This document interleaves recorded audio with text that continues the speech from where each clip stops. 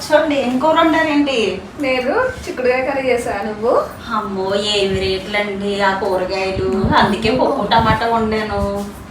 లావణ్య వాళ్ళ ఇంటికి గృహప్రవేశంకి వచ్చావు కదా? అవునవును, మొన్నే కదా అయ్యింది. అందరం కలిసి అపార్ట్మెంట్ మొత్తం వెళ్ళాము. మంచి సిల్వర్ గిఫ్ట్ కూడా తీసుకెళ్ళాము కదండి. ఇంకా నీకు ఇంకో విషయం తెలుసా? నల్లపుసల దండ కూడా తీసుకున్నదంట ఈ మధ్యలోనే.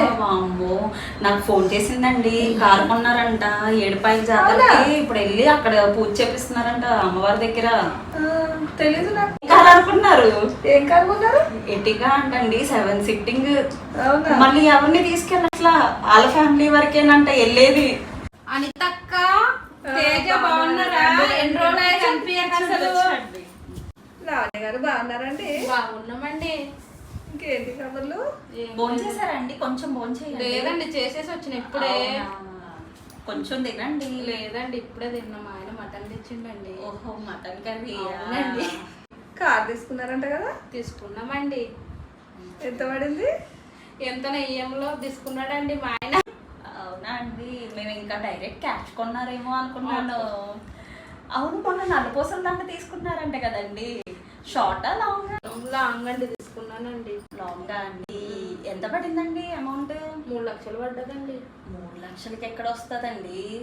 3 లక్షలు అని చెప్పిండండి మా ఆయన. షార్టే 3 లక్షలకు రావట్లే. ఆ రేట్లు చూసారా? సన్నం తీసుకున్నానండి, ఏదో ఒకటి. పాత అందరి దగ్గర. అవును, పాత బంగారం వేసి తీసుకున్నామండి. ఓహో, ఆ బంగారం వేసారా? అందుకని వచ్చింది. లేకపోతే 3 లక్షలకి ఎక్కడ వచ్చిందండి?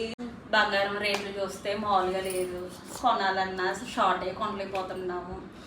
ఏం పూజలు చేస్తారండి? మీకు కొంచెం లక్ష్మీదేవి నిలబడుతుంది మా ఇంట్లో. అసలు మేము కష్టపడుతున్నామండి. అసలు 11ంటికి వస్తాను నేనైతే, ఇంట్లో చేసుకొని అక్కడ చేసుకొని. నేను నైట్ అంటే కుడతానండి. అసలు రూపాయి నిలబడలేదండి చేతిలో.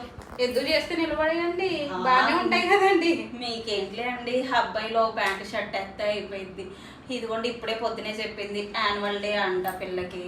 ఇప్పుడు ఫ్యాన్ మేము కూడా కట్టినామండి. ఓ, మీరు కూడా కట్టారా? ఇద్దరు పిల్లలు